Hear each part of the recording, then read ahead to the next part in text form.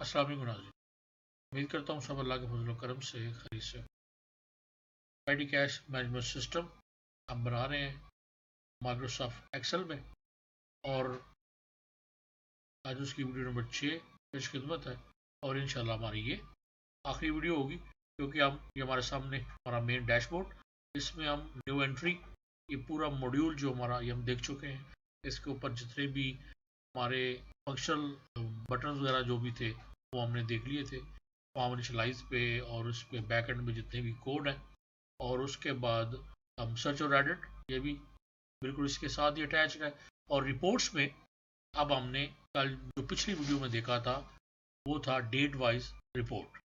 यानी date wise report जो है वो हम उसको देख चुके हैं। उसमें सिर्फ हमने हमारा ये जो एरिया है हमारा, यहाँ पे हमने उसको जो डेट है वो हम यहाँ से उसको देंगे, स्टार्ट डेट और एंड डेट। और यहाँ से हम ये बटन है सिंपल इंसर्ट किया है, इसके ऊपर राइट क्लिक करना है हमने, असाइन माइक्रो करना है। और जो माइक्रो हमने इसको असाइन की हुई है, जनरेट डेट रिपोर्ट, इसका नेम रखा हमारे जैसे, लेकिन आप कोई भी नेम रख सकते हैं। डेट वाइज रिपोर्ट है तो इसको उसके साथ हम अटैच करेंगे, लिंक करेंगे। और यहाँ से जैसे हम डेट सेलेक्ट करने के बाद उसको यहाँ इसको प्रेस करेंगे तो हमारी ये रिपोर्ट हमारे सामने ये वाली जनरेट। और नेक्स्ट हमारे पास है उसकी कैटेगरी वाइज रिपोर्ट, ये हमारी आ गई थी। यहाँ से हम डेट सेलेक्ट करेंगे, यहाँ से हम कैटेगरी सेलेक्ट करेंगे। और उसके बाद जो है हम इसको जब कैटेगरी को क्लिक करेंगे तो हमारे सामने कैटेगरी वाइज रिपोर्ट जो है। फॉर एग्जाम्पल हम अगर यहाँ से इसी डेट बिटवीन डेट में रिपेयर एंड मेंटेनेंस हम देखना चाह रहे हैं कि between the repair and maintenance कितना है, या इसका आप कोई भी ऐसा एक्सपेंस जिसका आप देखना है, ऑटो एंड ट्रांसपोर्ट इसके ऊपर कितने लगे हैं, तो हम इसको क्लिक करेंगे तो ये हमारे सामने इसकी जो रिपोर्ट जनरेट सक्सेसफुली, ये रिपोर्ट हमारी जनरेट हो जाएगी। एक ही हमारे पास ट्रांजेक्शन है और वो आउटफ्लो 105, ये हमने देखना है। इसके लिए हम चलते हैं डेवलपर पे, और डेवलपर से विजुअल बेसिक, और विजुअल बेसिक में हमारे सामने हमारा मॉड्यूल मोड रिपोर्ट, इसका नेम, और इसको डबल क्लिक करेंगे। फर्स्ट रिपोर्ट जो है इसको हम देख चुके हैं, डेट वाइज रिपोर्ट जो हमारी थी। अब नीचे अगर हम चलें तो ये हमारे सामने है कि generate filter report. Main filter हमने जो ड्रॉप डाउन हमारी लिस्ट है उसके मुताबिक जो है ये उसको फिल्टर करेगा हमारा डेटाबेस को। तो इसके लिए देखें हमें कितने वेरिएबल चाहिए। सबसे पहले तो सेम वेरिएबल है जो हमने पहली रिपोर्ट के लिए जनरेट किए थे, यानी सबसे पहले हमें डेटाबेस वर्कशीट चाहिए, उसके लिए हमने WSDB लिया। उसके बाद हमें वो वर्कशीट चाहिए जिसके ऊपर हमें रिपोर्ट बनानी है, जनरेट करनी है, उसका नाम हमने WSRP, ये सेम वैसे ही है, दोनों हमने उनको डिक्लेयर किया as a worksheet. Start date चाहिए, एंड डेट चाहिए, फिल्टर कैटेगरी हमें चाहिए, लास्ट रो चाहिए। उसके बाद एक हमें लूप के लिए i as a long, out row में as a long, opening balance, running balance और इज मैच। ओपी बैलेंस ये ओपनिंग बैलेंस है, आप पूरा भी लिख सकते हैं और इसको शॉर्ट भी आप लिख सकते हैं। RUN run balance running balance है एज अ डबल, और dim is match as a Boolean आप इसको डिक्लेयर करेंगे। और बुलियन ये यस और नो का जो है वो ऑप्शन जो होती है वो अगर हो तो हम उसको एज अ बुलियन डिक्लेयर करते हैं। ये जितनी भी डिक्लेरेशन है, अगर आप इसकी बेसिक से आप इसको देखना चाह रहे हैं तो मेरे चैनल पे एक VBA basic to advance level एक प्लेलिस्ट है, आप उसको देख सकते हैं। उसमें मैंने बिल्कुल स्टार्ट से जो है वो के ऊपर कुछ वीडियोस जो है वो डाली हुई। अब यहाँ पे हमने वेरिएबल को अपने उसको वैल्यू असाइन करेंगे, WSDB sheets transaction DB, WSRP sheets reports, और गेट यूजर इनपुट। अब ज़रा यूजर इनपुट मीन कि हम ज़रा उसको इनपुट देंगे तो हमारी रिपोर्ट जनरेट होगी। अब if not is date WSRP dot range C2 और not is date WSRP dot range C3, then अगर हमारे C2 और C3 में डेट नहीं है, मैसेज बॉक्स हमें होगा MSG box, please enter valid starter end date, और फुल स्टॉप इन्वर्टेड कामा और वीबे क्रिटिकल, ये उसका एक व्यू की एक जो है कंडीशन है। एग्जिट सब और एंड इफ यही भी हम रुक जाएंगे। उसके बाद अब हमें स्टार्ट डेट चाहिए, जो भी हम शीट के ऊपर C2 के अंदर लिखेंगे वो हमारा सेव होगा स्टार्ट डेट, और जो C3 में होगा हमारा होगा एंड डेट, और जो हम C4 के अंदर कैटेगरी सिलेक्ट करेंगे, एक्सपेंस कैटेगरी सिलेक्ट करेंगे, अकाउंट कैटेगरी जो भी होगी, वो हमारा फिल्टर कैट, जो ऊपर हमने एक वेरिएबल किया था एज अ स्ट्रिंग, वो वहां पे इसके अंदर वो सेव हो जाए। अब 3 वेरिएबल जो हैं, हमें 5 वेरिएबल मिल गए, WSDB, WSRP, start date, end date और फिल्टर कैटेगरी, इनकी वैल्यू हमने उनको असाइन कर दी। उसके बाद सबसे पहले हम ओल्ड डाटा जो है उसको क्लियर करेंगे। तो WSRP ये हमारी रिपोर्ट शीट है, डाट रोज 7 to 1000 10,000, यानी 7 से लेके 10,000 तक जो भी कुछ लिखा होगा उसको हम क्लियर कंटेंट उसको हम क्लियर कर दें।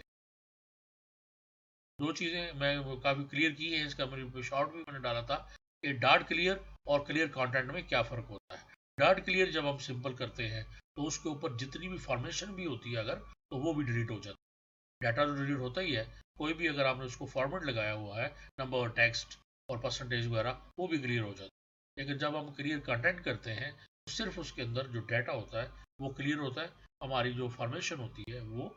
ऊपर वो क्लियर नहीं। नेक्स्ट, कैलकुलेट ओपनिंग बैलेंस, पिछली में वीडियो में हमने कैलकुलेट किया था, बिल्कुल सेम है। लास्ट रो निकालेंगे और लास्ट रो के बाद हमने ओपनिंग बैलेंस को हम एज फर्स्ट जो है उसको 0 जो है डिक्लेयर करें। उसके बाद हमारा लूप है for i equal to last row, ये भी बिल्कुल सेम है। If WSDB dot cell i two dot value greater than start date, then opening balance equal opening balance plus db.cells i14.value minus WSDB.cells i15.value, यानी opening balance जो भी है उसके अंदर प्लस हम क्या करेंगे, हमारा डेबिट माइनस क्रेडिट करने के बाद जो है वो हम उसके जो ये क्रेडिट माइनस डेबिट करेंगे और यहाँ से हम उसके अंदर उसको प्लस करेंगे, तो हमारा वो ओपनिंग बैलेंस जो है हमारे पास आ जाएगा 14 माइनस 50 एंड इफ, और यहाँ पे नेक्स्ट आए हमारा पोस्टिंग ओपनिंग बैलेंस रो। आपको ओपनिंग बैलेंस हमने पोस्ट करना है, बिल्कुल सेम पिछली रिपोर्ट की तरह है ये कि B7 dot value start date आ जाएगा, E7 में हम टेक्स्ट फील्ड लिखी आएगी ओपनिंग बैलेंस कैरी फॉरवर्ड, और यहाँ पे लिखा आएगा ओपनिंग बैलेंस जो भी वैल्यू होगी, और रनिंग बैलेंस जो है ये ओपनिंग बैलेंस यहाँ पे आ जाएगा। उसके बाद ओपनिंग बैलेंस लिखा, उसके बाद loop end extract transactions, out row ये सेम बिल्कुल जो हमने रिपोर्ट जनरेट की थी उसी तरह है, लेकिन सिर्फ ये फिल्टर इसमें लगेगा जो एज पर कैटेगरी एक्स्ट्रा, उसके ऊपर डेट वाइज रिपोर्ट थी। इसमें एक और लॉजिक इसमें आएगी कि अगर इसके साथ मैच होनी चाहिए हमारी फिल्टर कैटेगरी भी, अदरवाइज इसमें और कोई डिफरेंस नहीं। पारा equal to last row check date range, अब यहाँ से हम दोबारा से जो है वो डेट रेंज चेक करेंगे कि आया if WSDB dot cell i two dot value equal or greater than start date, equal and greater than, और यानी अगर फर्स्ट से स्टार्ट, फर्स्ट करो 2 से स्टार्ट हो रही है ये वाली 2 और जा रही है 30 जून तक, तो ये या तो 2 होनी चाहिए और यहाँ पर उसके बाद जो है वो 3 होनी चाहिए। ये यानी फर्स्ट अगर लिखा है तो फर्स्ट से पिछले महीने की 30 नहीं होनी चाहिए, ये या तो इक्वल होगी या इससे जो है वो बड़ी होनी चाहिए, और उसके बाद एंड डेट जो है या तो इक्वल होनी चाहिए या उससे कम होनी चाहिए, यानी फर्स्ट हो या सेकंड हो, और ये 30 हो या 31 हो, नहीं तो उसके बाद उससे कम होनी चाहिए 29 या 30 तक। Logic if filter category is empty or it matches the rows category, it is a match. If filter category equal यानी empty or WSDB.cell i3.value equal filter category, then अगर तो ये वाली जो है empty है और WSDB database जो है उसके कॉलम i3 के अंदर हमने फिल्टर कैटेगरी हमें फाउंड हो जाती है, फिर क्या होगा, फिर WS रिपोर्ट जो है WSRP.cells आउट रो, ये हमने आउट रो ऊपर जो लिखी थी हमारे सामने आउट रो 8 से डाटा स्टार्ट होगा हमारा, column 2 dot value equal WSDB.cells i2 dot value, तो हमारे डेटाबेस के अंदर अगर उसको कैटेगरी मिल जाती है तो उसी हिसाब से हमारे WS डेटाबेस से कॉलम नंबर 2 से डेट ले। इसी तरह रिपोर्ट का कॉलम नंबर जो 3 है वो WSDB कॉलम 3 से कैटेगरी चूज करेगा, और उसके बाद 4 वाला पेई अकाउंट और नेम, और 5 वाला डिस्क्रिप्शन, 6 में इनफ्लो और 7 में आउटफ्लो आ जाए। ये बिल्कुल आपने एक को कॉपी करना है, और यहाँ पे तो सिर्फ हमें एज अ सीक्वेंस हम कॉलम नंबर चेंज कर देंगे, और यहाँ से हम अपनी जो रिक्वायर्ड है उसी हिसाब से जो नाम लिखेंगे। डेट कॉलम नंबर 2 में है, कैटेगरी 3 में है, पे नेम 4 में है, डिस्क्रिप्शन 5 में है, इनफ्लो यानी कैश इन और कैश आउट 14 और 15 कॉलम में है। उसके बाद रनिंग बैलेंस आगे हमने कैलकुलेट करना है। Running balance equal running balance plus WSDP.cells I14 और -15, यानी अगर फॉर एग्जांपल हमारे पास रो नंबर 2 में रनिंग बैलेंस है तो फिर हम रो नंबर कैसे लेंगे, ये रनिंग रो नंबर 2 और उसके बाद रो नंबर जो 3 में लिखा हुआ है 14, अगर डेबिट है तो प्लस, और अगर 15 में है माइनस करने के बाद हमारा रनिंग बैलेंस आ जाएगा, और WSRP.cells out row dot comma 8 dot value equal running balance. तो हमारा जो आगे रो नंबर 8 के अंदर उस कॉलम में हम रनिंग बैलेंस जो है जो भी इसके अंदर वैल्यू होगी वो हमारे रनिंग बैलेंस वाले वेरिएबल में सेव हो जाए। अब आगे आउट रो इक्वल आउट रो प्लस 1, फिर एक हर ट्रांजेक्शन के बाद हम +1 करते जाएंगे, ताकि जब एक लाइन कंप्लीट होगी तो अगर दूसरी लाइन है तो +1, फिर सेकेंड लाइन +1 करते जाएंगे, तो ये लाइन जो है उसकी ऑटोमेटिकली वो चेंज होती जाएगी। डायनामिक टोटल्स, अब जब रिपोर्ट बन जाए तो डायनामिक रिपोर्ट टोटल कैसे आना चाहिए, ये ऑलरेडी हम जो है इसमें पूरा डिस्कस कर चुके हैं, आपने पिछली वीडियो में भी देखा था, और इसमें मेरे ख्याल में दोबारा से इसको आप सिर्फ इसको देख ले, दोबारा से इसको बार बार जो है वो मेरे ख्याल में बयान करने की ज़रूरत तो नहीं है। ये यहाँ तक हो गया। नीचे डबल बॉटम लाइंस है, ये भी ऐसे होगी, और ये वाला जो है ये ऑटो फिट कॉलम्स है, और उसके बाद मैसेज बॉक्स है, रिपोर्ट जनरेटर है, उसके बाद अब ये फॉर्मेशन है, F और H कॉलम वो कॉमा स्टाइल में होने चाहिए, और उसके बाद आउटरो फिल्टर कैटेगरी, देन अगर तो फिल्टर कैटेगरी एम्प्टी होती है और आप उसी बटन को क्लिक करते हैं कैटेगरी वाले रिपोर्ट्स को, तो फिर मैसेज होगा कि no transaction found for category, उसके बाद फिल्टर कैट एंड वीबे वो आ जाएगा, और मैसेज बॉक्स अगर ये सब कुछ सक्सेसफुली होता है एज पर ओवर रिक्वायरमेंट तो रिपोर्ट जनरेटेड सक्सेसफुली वीबे इन्फो, ये मैसेज हमारे सामने जनरेट होगा। तो ये एक कैटेगरी में और डेट वाइज रिपोर्ट में बिल्कुल कोई डिफरेंस नहीं है, सिर्फ डिफरेंस होगा कि जब हमने इफ कंडीशन के साथ उसकी हमने उसको कैटेगरी लगानी है, ये कैटेगरी भी ये वाला इफ, यहाँ पर हम इसको देंगे कि अगर कॉलम नंबर 3 के अंदर फिल्टर कैटेगरी जो है उसकी कंडीशन में लगाएंगे कि फिल्टर कैटेगरी जो है वो भी इसके ऊपर जो है वो फिल्टर में आनी चाहिए, इसके मुताबिक ही रिपोर्ट जो है वो फिल्टर हो। तो ये रिपोर्ट हुई, इसको अगर हम अपनी एक्सेल शीट में जाएं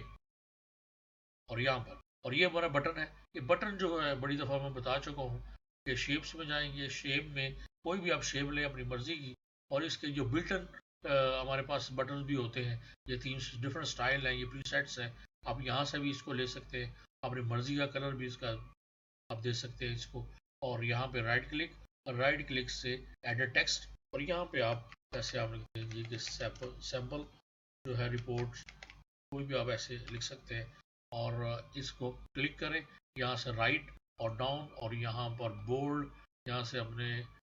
इसका टेक्स्ट को जो है बड़ा कर लें, यहाँ से टेक्स्ट का नेम चेंज कर लें, और यहाँ पर बटन आपका रेडी हो जाएगा। अब इसी को अपने राइट क्लिक करना है, असाइन माइक्रो, और ये माइक्रो हमारी सामने होगी, जनरेट फिल्टर रिपोर्ट, इसको क्लिक करेंगे और ओके कर देंगे, तो हमारी माइक्रो इसके साथ जो है वो लिंक हो जाएगी। अब जैसे हम इसको क्लिक करेंगे, अब जैसे अब ये वाला था, अब यहाँ से अगर हम इसको ख़त्म करते हैं, हम कहते हैं जी कि डेट वाइज ही रिपोर्ट हमें चाहिए, तो ये full date between the date 116 से 430 तक ये हमारी रिपोर्ट जनरेट होगी। अब यहाँ से हम कहते हैं कि नहीं हमें फिल्टर वाइज चाहिए, तो इसी डेट को रहने दें यहाँ पे, यहाँ पे हम देख सकते हैं कि कौन से अकाउंट की जो है वो हम रिपोर्ट जो है वो देखना चाह रहे हैं। कि अब जैसे ऑटो ट्रांसपोर्ट है, इसका हमने देखना है कि बिटवीन द डेट कितना इस पर एक्सपेंस हुआ, तो कैटेगरी वाइज को क्लिक करें तो हमारे सामने ये फुल हमारी रिपोर्ट जो है वो आ जाए।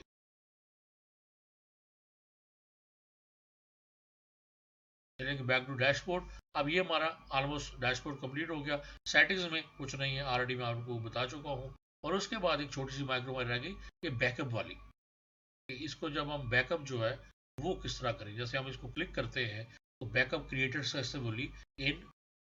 ये पूरा इसका डेस्टिनेशन है, इसमें आपका आज की डेट का बैकअप जो है ये ओके। और इन केस अगर इसमें आपका कोई एक्सेल वगैरह में कोई प्रॉब्लम आ जाती है तो आप इस बैकअप को ही दोबारा से उसको ओपन करके आपका डाटा जो है वो आप सेव कर सकते हैं।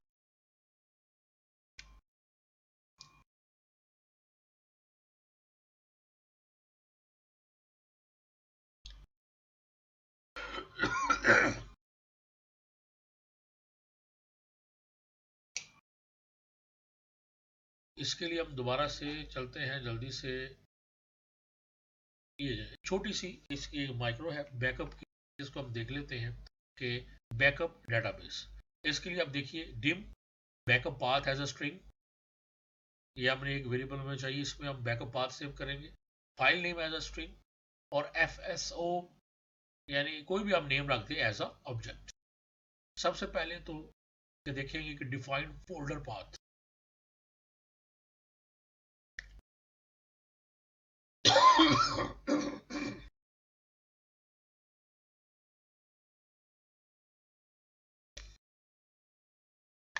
डिफाइंड फोल्डर पाथ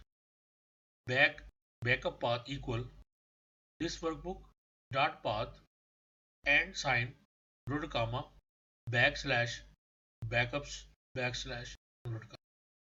यानी ये जो वर्कबुक है जिसके ऊपर हम काम कर रहे हैं, जहां पे ये सेव हुई हुई है वो ही इसका पाथ है, और उसके ऊपर जो फोल्डर होगा उसका नेम होगा backups. Create folder if does not exist, अगर ये फोल्डर नहीं है तो फिर ये खुद से उसको क्रिएट भी करेगा। उसी के लिए हमने ये FSO एक जो है वो ऑब्जेक्ट जो है वो हमने लिया था,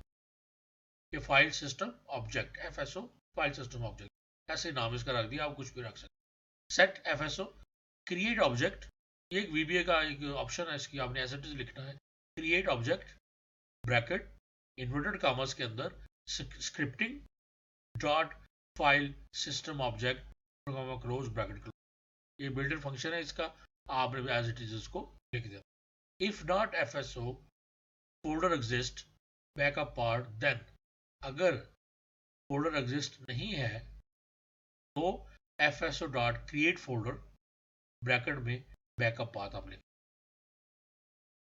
एंड इफ, ये हमारा काम होगा इतना ही, कि अगर उसको फोल्डर मिलता है फिर तो उसके अंदर बैकअप सेव कर देगा। इन केस फोल्डर नहीं है तो ये हमारा जो स्क्रिप्टिंग वाला इसकी जो लाइन है ये उसके अंदर फोल्डर जो है वो क्रिएट कर देगा। Create file name with date and time, अब जब हम जो फाइल सेव कर रहे हैं उसके साथ डेट एंड टाइम लगा के उसका एक जो फाइल क्रिएट होगी। File name equal petty cash हमारा name underscore backup underscore inverted commas के अंदर, ये तो उसका फिक्स नेम होगा, एंड उसके साथ आप उसने डेट और टाइम अटैच करना, एंड फॉर्मेट नाउ, ये करंट डेट का जो है वो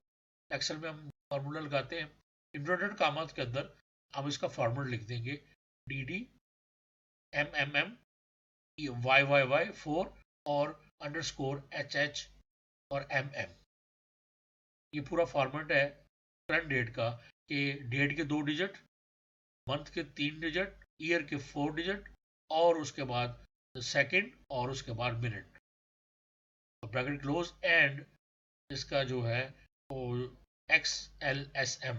इसके साथ जो इसकी एक्सटेंशन होगी, हमारी जो फाइल होगी वो XLSM होगी, यानी एक्सेल की फाइल का ही बैकअप ले रहे हैं तो एक्सेल फाइल ही इस नाम से उसका बैकअप हो जाएगा, ताकि इनकेस अगर हमारी मेन फाइल जो है वो अगर करप्ट हो भी जाती है तो ये फाइल जो है इसे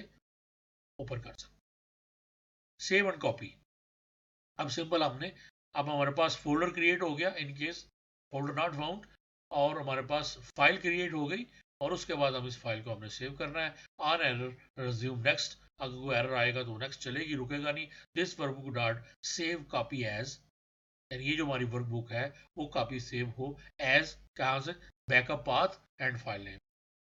कहाँ पे सेव हो,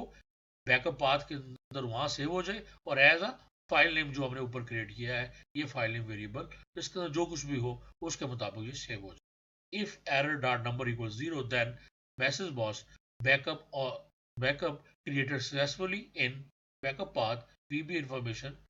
आगे सिक्योरिटी, यानी if error dot number equal, अगर कोई एरर नहीं मिलता तो मैसेज बॉस हमें मिलेगा कि आपकी फाइल जो है आपके फ्लाम पाथ में जो है वो सेव हो गई है। अदरवाइज बैकअप मैसेज होगा हमारा backup failed, please check folder permission VBA critical,